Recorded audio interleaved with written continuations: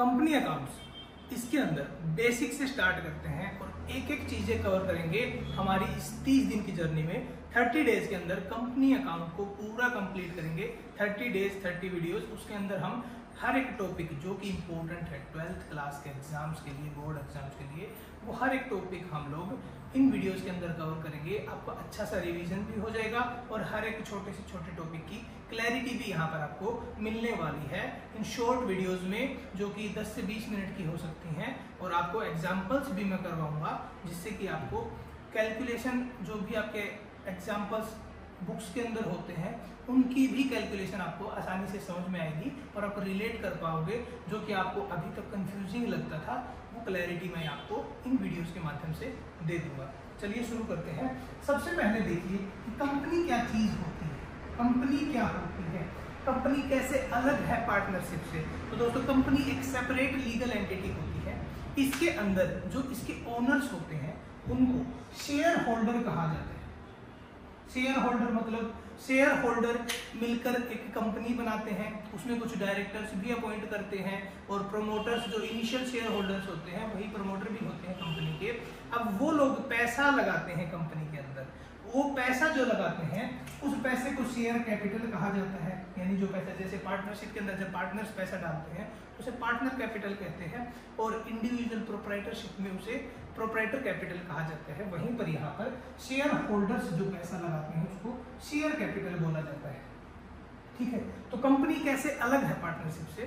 Partnership firm के अंदर partners होते हैं, इनका प्रॉफिट शेयरिंग रेशियो डिवाइडेड होता है, पहले से डिसाइड होता है और एग्रीमेंट के अंदर वो लिखा जाता है। जबकि कंपनी जो बनती है वो MOU के थ्रू बनती है। उसके अंदर पैसा और प्रॉफिट, वो शेयर जितने जितने जिन पर्सन्स के पास में है उस वेटेज में उनको मिलता है। एंड लास्ट में जब प्रॉफिट हो जाता है कंपनी के अंदर, तो कंपनी खुद से डिसाइड करती है कि सारा का सारा प्रॉफिट हमें डिस्ट्रीब्यूट करना है या फिर से कंपनी के अंदर हमको लगाना है रिटेन्ड अर्निंग या जनरल रिजर्व के माध्यम से हम कंपनी के अंदर उस पैसे को बनाए रखेंगे। चलिए, पार्टनरशिप से कैसे अलग है। पार्टनरशिप में देखो दोस्तों, कंपनी के अंदर क्या होता है, एक लिमिटेड लायबिलिटी होती है हर एक शेयर होल्डर की, हर एक पर्सन की। पार्टनरशिप में लायबिलिटी लिमिटेड नहीं होती, अनलिमिटेड होती है। यानी कि फर्म का जितना भी नुकसान फर्म की वजह से हुआ है, लोगों का पैसा देना है, तो पार्टनर्स के पर्सनल कैपिटल से भी लिया जा सकता है। लेकिन कंपनी के केस में ऐसा नहीं है, शेयर होल्डर से वो पैसा नहीं रिकवर किया जा सकता। कंपनी के मालिकों से जितनी कंपनी के पास एसेट्स हैं उतनी ही वो रिकवरी दे पाएंगे, ना कि पर्सनल एसेट्स इन्वॉल्व नहीं होंगी कंपनी के केस में। चलिए जी, तो ये तो मेन डिफरेंस हो गया। बाकी जो ओवरऑल डिफरेंसेस है वो आप देखेंगे, वो मैं आपको लिख के समझाऊंगा, आगे समझाऊंगा, सबको समझ में आएगा जब जब क्वेश्चन करते जाएंगे। एक छोटी छोटी चीजें आपके साथ कवर करता जाऊंगा। जो मेजर डिफरेंस है वो मैंने आपको यहाँ पर बता दिया है। शेयर कैपिटल पर मैं अगर आ रहा हूँ, तो शेयर कैपिटल कितने प्रकार की होती है, यहाँ पर 5 प्रकार की होती है। 5 प्रकार का मतलब, सबसे पहले ऑथराइज्ड शेयर कैपिटल, मतलब जितना कंपनी के MOU के अंदर लिखा हुआ है, मेमोरेंडम ऑफ एसोसिएशन के अंदर लिखा हुआ है कि कंपनी मैक्सिमम कितनी कैपिटल इशू कर सकती है।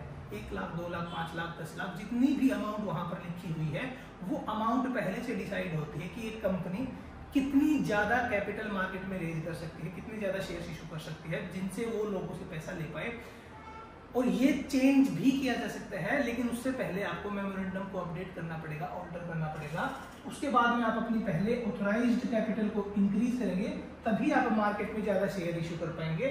ऑथराइज्ड शेयर कैपिटल मान लेते हैं यहाँ पर 10 lakh. Issued capital authorised capital से ज्यादा नहीं हो सकती। इश्यूड कैपिटल वो कैपिटल है कि टोटल हमारे पास 10 लाख की कैपेसिटी है कंपनी के पास में इश्यू करने की, लेकिन कंपनी ने अभी मार्केट में सिर्फ 8 लाख की रिक्वायरमेंट दिखाई है, 8 लाख इश्यू कर दिया, यानी कि कंपनी को इतना पैसा चाहिए। ठीक है जी, तो ऑथराइज्ड टोटल कैपेसिटी, इश्यूड जितना कंपनी ने मार्केट में ऑफर किया शेयर्स को कि शेयर होल्डर उनसे खरीद सकें। सब्सक्राइब, जितना पब्लिक ने इंटरेस्ट दिखाया कंपनी के अंदर, 7.5 लाख, ये ज्यादा भी हो सकता है, 7.5 या फिर 10 लाख भी इश्यू, मतलब 10 लाख पैसा भी लोग दे सकते हैं, लेकिन कंपनी 8 लाख से ज्यादा उनको नहीं दे पाएगी जिस टाइम पर वो अलॉटमेंट होने वाला है। तो कम के केस में ये हो जाएगा केस, और ज्यादा के केस में यहाँ पर मैक्सिमम 8 लाख की दे पाएगी, कम के केस में 7.5 लाख ही उनको देना पड़ेगा क्योंकि रिक्वायरमेंट ही उतनी आई है। कॉल्ड अप कैपिटल का मतलब है, जैसे आपने सुना होगा फर्स्ट कॉल, सेकंड कॉल, यानी कंपनी ने जब जब पैसा मांगा, जितना पैसा मांगा वो यहाँ पर आता है। मान लीजिए 5 लाख रुपए कंपनी ने कॉल कर लिया, इतना पैसा तो जमा करा दो शेयर के लिए। और पेड अप यानी कि इसमें से कितना पैसा आ चुका, मैक्सिमम इतना ही आएगा जब तक कॉल की गई है। और मान लीजिए 4 लाख शेयर होल्डर्स ने जमा करा दिया, जिनके पास शेयर्स इशू हुए थे उन लोगों ने 4 लाख जमा करा दिया, तो बाकी जो 1 लाख का जो डिफरेंस आ रहा है वो कॉल्स इन एरियर्स हो जाएगा। और अगर एडवांस में ज्यादा जमा करा देते, 5 की जगह 6 जमा करा देते, तो वो कॉल्स इन एडवांस हो जाता। ठीक है, चलिए बेसिक जर्नल एंट्रीज की अगर मैं बात कर लूँ तो सबसे पहले जब कंपनी एप्लीकेशन मनी के लिए पैसा मांगती है, मैं मान लेता हूं यहाँ पर कि 10 रुपए का शेयर है, एप्लीकेशन पर 3 रुपए आएगा, अलॉटमेंट पर भी 3 रुपए आएगा, फर्स्ट एंड फाइनल कॉल के ऊपर 4 रुपए आएगा। ठीक है, तो एप्लीकेशन के टाइम पे और टोटल शेयर्स जो है हमारे यहाँ पर 10,000 शेयर्स कंपनी ने इशू किए हैं, और सब्सक्राइब भी मैं मान लेता हूं जितने इशू किए उतने ही शेयर होल्डर्स ने सब्सक्राइब कर दिए, उतने ही लोगों ने सब्सक्राइब किया, तो जितना मार्केट में ऑफर किया उतना ही पैसा आ गया। पहला केस हमारा यही बनता है। तो एप्लीकेशन के टाइम पर सबसे पहले बैंक में जो है पैसा आएगा 10,000 शेयर के हिसाब से, पर शेयर 3 रुपये एप्लीकेशन का, यानी कि 30,000 रुपीज हमारे बैंक अकाउंट के अंदर आएंगे। कंपनी ने सबसे पहले ये ऑफर किया था कि अप्लाई करो जिनको शेयर्स चाहिए, तो अप्लाई करने के लिए एप्लीकेशन लगाई, 3 रुपये का रेट था पर शेयर का एप्लीकेशन के टाइम पर, तो टोटल 10,000 शेयर के हिसाब से कंपनी के खाते में आएंगे 30,000 रुपये बैंक टू शेयर एप्लीकेशन, यानी कंपनी की लायबिलिटी बन गई इतने की, कंपनी की लायबिलिटी बन गई अब शेयर इशू करने की। ठीक है जी, तो शेयर एप्लीकेशन, अब शेयर एप्लीकेशन को अगली एंट्री में क्या करेंगे हम, जब उनको शेयर कैपिटल दे देंगे, शेयर एप्लीकेशन को यहाँ पर कैंसिल आउट कर देंगे 30,000 और शेयर कैपिटल इन लोगों को दे देंगे।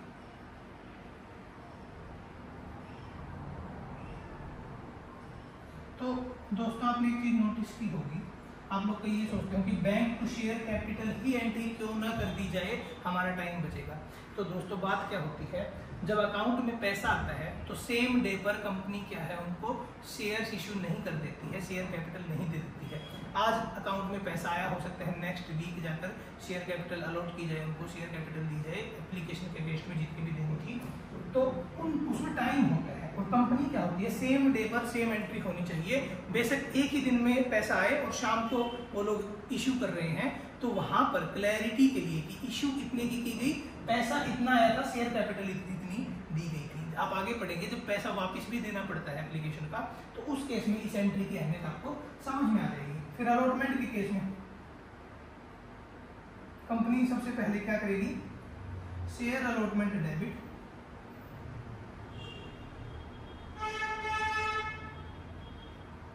यहां पर भी वही 3 रुपए के हिसाब से 10,000, 30,000 टू शेयर कैपिटल।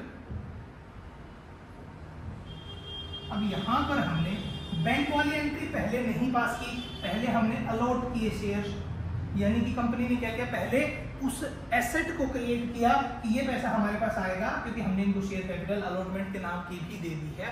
और जैसे ही आप वो अलॉटमेंट के नाम की शेयर कैपिटल उन लोगों को दे दोगे, तब आपका राइट बन जाएगा, कंपनी का एक राइट बन गया। तो उसके बाद वो फिर जर्नल एंट्री पास करते हैं कि बैंक में हमको अब इस चीज का पैसा दे दो, तब वो कॉल करते हैं कि हमको अलॉटमेंट के नाम का भी पैसा दे दो।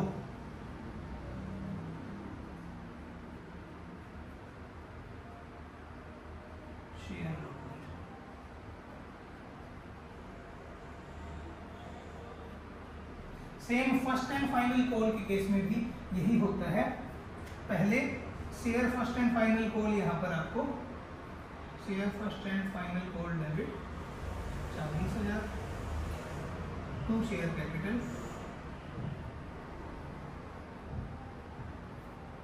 40,000 और शेयर के बाद में एफएनएफ को हम क्रेडिट करेंगे क्योंकि डेबिट कर रहा है, पैसा जैसे ही आ जाएगा तो इसको हम लोग क्या करेंगे, क्रेडिट कर देंगे शेयर F&F। ये पूरी प्रक्रिया है। जब आपका ना कोई प्रीमियम है, ना कोई डिस्काउंट है, ना कोई ओवर सब्सक्रिप्शन है, ना ही अंडर सब्सक्रिप्शन है, कोई भी अदर केस नहीं है, जितना शेयर कंपनी ने इशू किया था उतना ही सब्सक्रिप्शन आया। तो ये बेसिक जर्नल एंट्री आपको देखने को मिलेगी। अब इसके अलावा बस शेयर, ये जो क्वांटिटी कम ज्यादा हो सकती है, फेस वैल्यू कम ज्यादा हो सकती है, बेसिक क्वेश्चन यही बनेगा, यही एंट्रीज मिनिमम, ये एंट्रीज आपको हर क्वेश्चन के अंदर दिखेंगी। अब इसमें क्या है, एप्लीकेशन के टाइम पर, अलॉटमेंट के टाइम पर प्रीमियम था, डिस्काउंट था, वो सब अब ऐड होना शुरू हो जाएगा। उसके बाद में सब्सक्रिप्शन कैसे ज्यादा कम वो आएगा, उसके बाद में फोर फीचर आएगा, री इश्यू आएगा, और जितना भी मतलब ओवरऑल आपका टॉपिक एक एक करके हम 30 डेज में ये क्लासेस कंप्लीट करेंगे। ये एकदम बेसिक सा क्वेश्चन था। आई होप इतना आप लोगों को आता होगा। अगर नहीं भी आता था तो मुझे नहीं लगता कि इसमें कोई भी तकलीफ हुई होगी आपको समझने में, क्योंकि ऐसी कोई दिक्कत वाली बात है ही नहीं। सिंपल क्वेश्चंस होते हैं, सिंपल चीज होती है। अगली क्लास के अंदर अगले कुछ और क्वेश्चन जब मैं ऐड करूंगा तब आपको और ज़्यादा क्लैरिटी हो जाएगी। जब हम प्रीमियम डिस्कस करेंगे, डिस्काउंट डिस्कस करेंगे, और subscription, under subscription, four feature वगैरह करेंगे, वहाँ तक जाते जाते आपको ये तो बेसिक है ही, लगेगा भी। और जो थियोरेटिकल बातें हैं मैं वो भी आपको इसके साथ साथ तभी डिस्कस करता जाऊंगा। जब जब टॉपिक में वो चीज़ आती रहेगी तब उसको डिस्क्राइब करना और ज़्यादा क्लैरिटी देगा। पहले सारी थियरी पढ़ा दूंगा, कुछ भी समझ में नहीं आएगा, कुछ भी याद नहीं रहेगा, तो जब वो चीज़ हमारे सामने आए उस टाइम पे उसको समझा जाए तो ज़्यादा बेटर है, ज़्यादा क्लैरिटी मिलेगी, ज़्यादा अंडरस्टैंडिंग मिलेगी। चलिए मिलते हैं अगली क्लास के अंदर। अभी के लिए goodbye, thank you so much, मिलते हैं नेक्स्ट क्लास में।